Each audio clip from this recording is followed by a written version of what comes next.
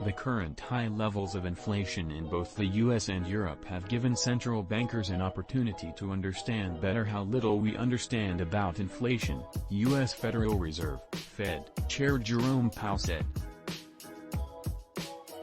Speaking at the European Central Bank's (ECB) Forum on Central Banking in Portugal on Tuesday, Powell admitted in his comments that central banks during and before the COVID-19 pandemic did not fully understand inflation and what causes it.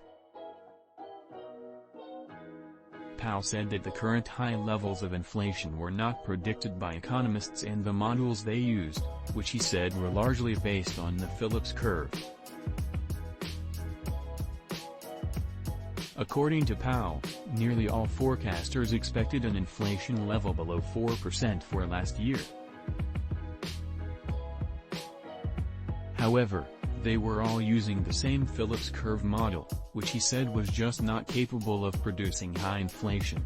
"We've been in a world where inflation wasn't a problem, but things changed after the pandemic," Powell said, while noting that we've had a series of supply shocks, which altered.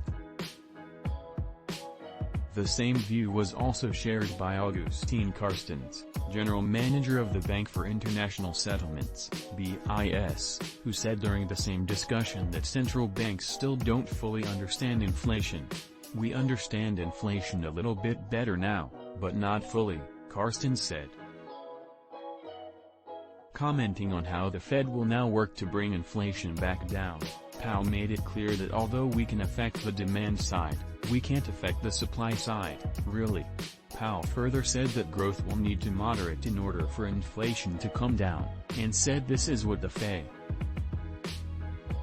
Additionally, Powell said the Fed hoped growth can remain positive, although he admitted there is a risk that it will not.